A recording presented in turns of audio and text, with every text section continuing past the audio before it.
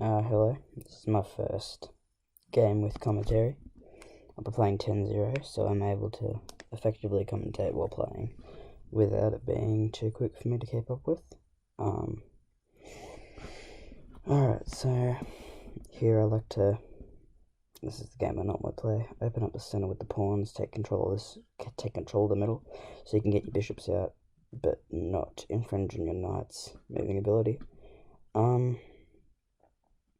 So what normally comes up is something like this, bishop to here, and then you put your bishop here, because if you put your knight here first, then you've got that and that coming up, which is forking the rook and the queen, and there's not much you can do about it.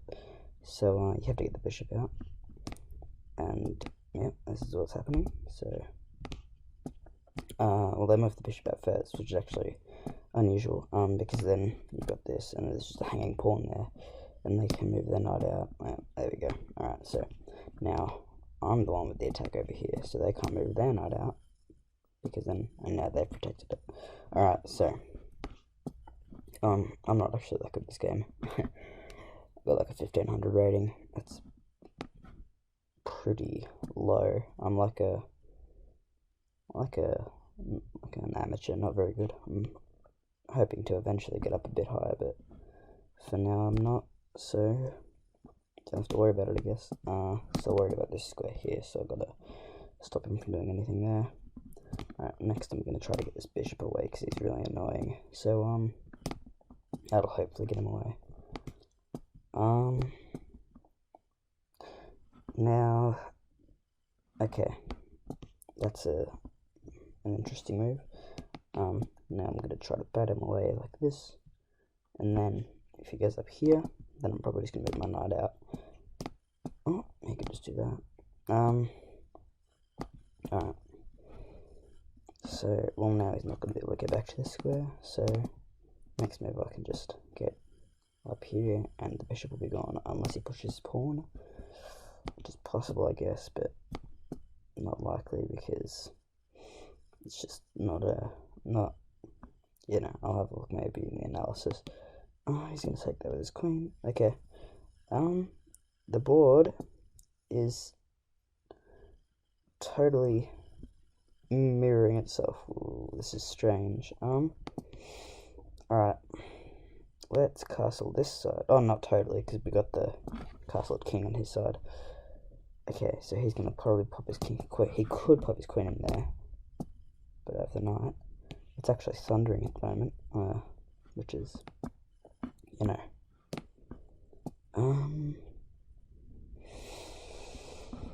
okay, he's gonna go there. I can't really do much about that, actually. I'm gonna go here. I'm gonna try to cause some disturbance in the 3 pawns up here, so I can get his king out of that little defensive bubble, I suppose.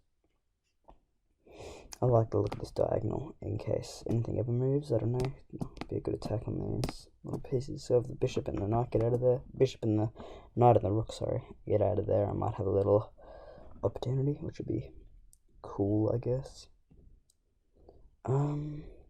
Probably next move, gonna get my king in here just to take up this space, so the knight is able to move around without getting removed. And now I'll be able to get rid of this knight, which is actually pretty good, because that's a really annoying place for the knight to be in, because he's got a lot of squares controlled. Like, anywhere here I can't really go. So yep, let's get rid of him, I guess. He's doing a rook lift, which is kind of annoying, and that means he's probably going to do something over here, get his queen. And I don't know where he's going to put his queen. Probably maybe something like that, and then this, just to get around, you know. But what are you going to do? Now we're up a pawn, which is pretty cool. He's gonna try something. Maybe, I don't know. Something like this is possible, but kind of, well, 1, 2, you know, a lot of moves for not much value.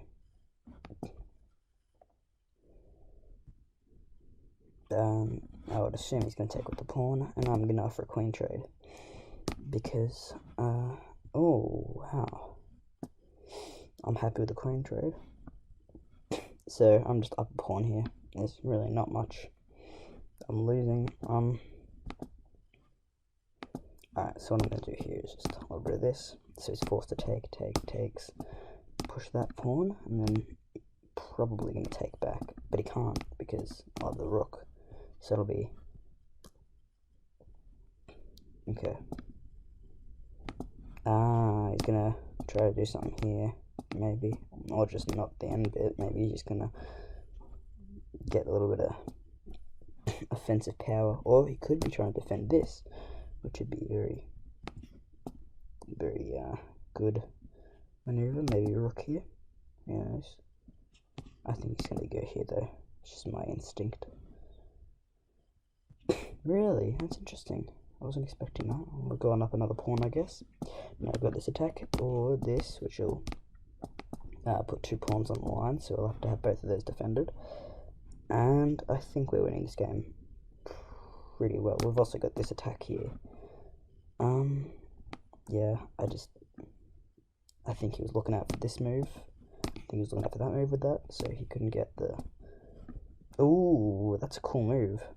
Doesn't do much though, because I have 2 pieces defending that pawn, so I'm just going to get some backup in. I'm going to push this. Oh no, I'm not going to push that, because then I'll only have 1 piece defending the pawn, and then I'll be in trouble. I think I'm just going to push on my pawns. Okay. Okay. Now it's a trade. Or maybe it's not. Maybe he's going to let me take his rook, and then I'll just be up 3 pawns, and life will be good. He is in an interesting position though.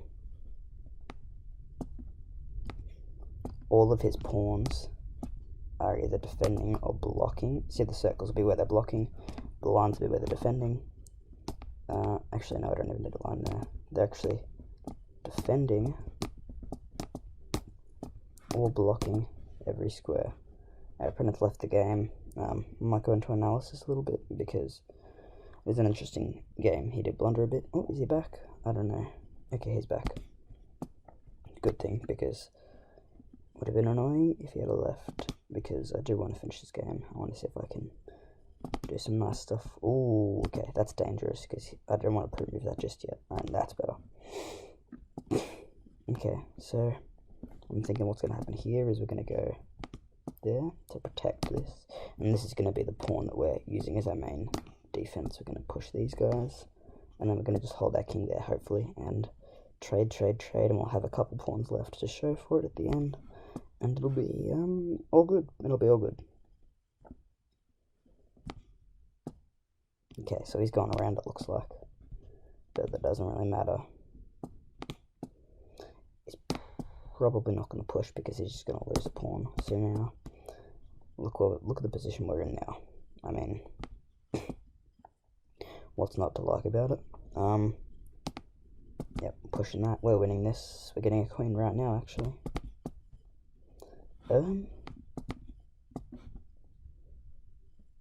Probably going to resign here. Yep. Alright, let's have a look at the analysis. I'm going to play a quick, what I think would be a continuation of the game. So, he's not really got much to do, really. Probably just try to get back, get the queen. I want to get back a bit more. And then, what is it? You'd go for maybe something like this. I honestly don't know which square is better right now. Probably down here. No, that's not the best one. I reckon this is better. And then you just back and forth. And then you can checkmate either way. You can go here, or here, or here, actually. So 3 checkmates. We'll just say this one. I'm gonna have a look at some of the mistakes maybe in the game. I don't know. I think, yeah, just a lot of pawn blundering really, because he only ended up being down pawns, and there were 3 of them there. This attack was very effective. He was actually down a pawn for most of the game. It was, where was it?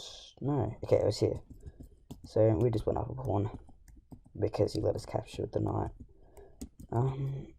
And then this was really weird. I don't know why I took with the queen, because he was down a pawn, and taking, you don't really want to trade when you're down, so that trade was welcomed by me, but unexpected. And also, that trade he did there, if he hadn't traded, he would have, oh yeah, I guess, okay, well, I'm looking at it now. I suppose he didn't even need to trade the knight. I don't know why he did that. Doesn't make any sense, because again, he was down, so he was just giving all of his material. He was trading all his material for some reason. And then we got down here, captures the pawn. Yeah, he was just giving away pawns here. He was looking out for this move here. Looks scary, but isn't really much. You can't do much with this, I don't think, because there's no way to get to this square.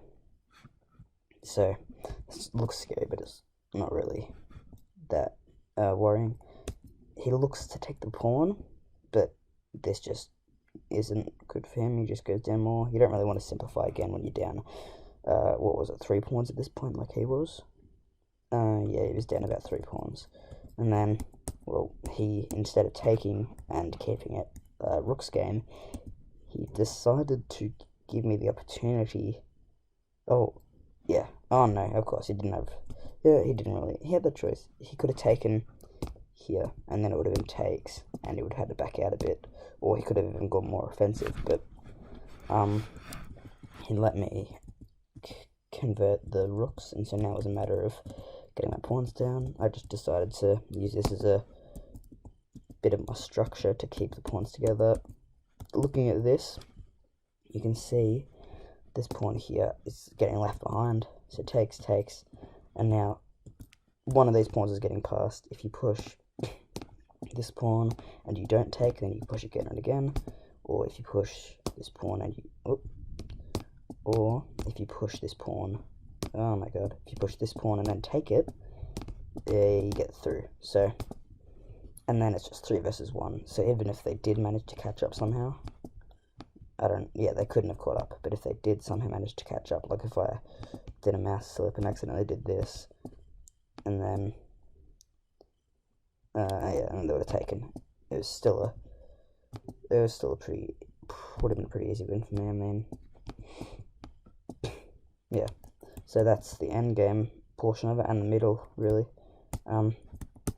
yeah, and then the start was kind of strange. We had this, which is unusual, because it leaves the black side open to attack the pawn. He defends there. It's a very common one, because not very common. Well, obviously this game I don't think is very common, but you're open to this now, and the bishop's defending against the queen's protection, which is normally there when the knight's away. So that's an interesting and strong move, but I would have probably gone with c6, c3, sorry, and then I'm just used to black playing this position. Then bishop to there to get a little bit of offense going here in case he decided to move the knight out. He protects against it. I push my knight up just to get some of my pieces into play. Push my pawn out to get my bishop into play. He goes for that, and I make sure he doesn't continue the attack by pushing my pawn. Castles. I get my queen out to prepare for this move, this idea, but I didn't expect he would go down there. I thought he'd just trade. But then, for some reason, he moved back, so this time I protected against that, and then went in for it. He places his queen there in preparation for this bishop move. And then everything gets traded, and at this point, we're still pretty even, because he hasn't lost any pawns, so trading is acceptable for him. But normally, I believe you're supposed to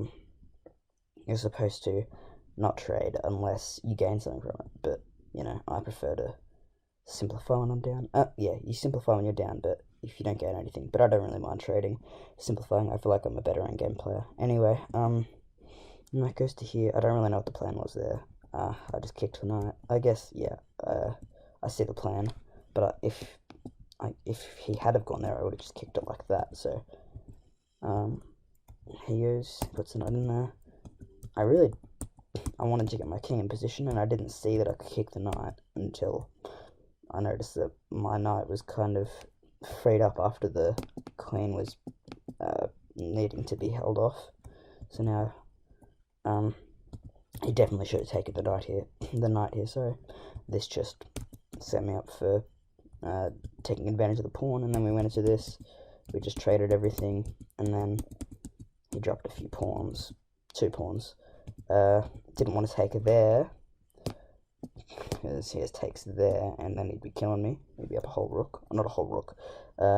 He'd be up 2 points because I had 3 pawns on him. So, trade, and then he made the possibly fatal mistake of not taking there. So I got it all simplified and finished the game. At this point, we already resigned, and we already went into the end. So thank you for watching. Hope this helped you out. I don't know. Yeah. Well, that's the end of the video. Goodbye.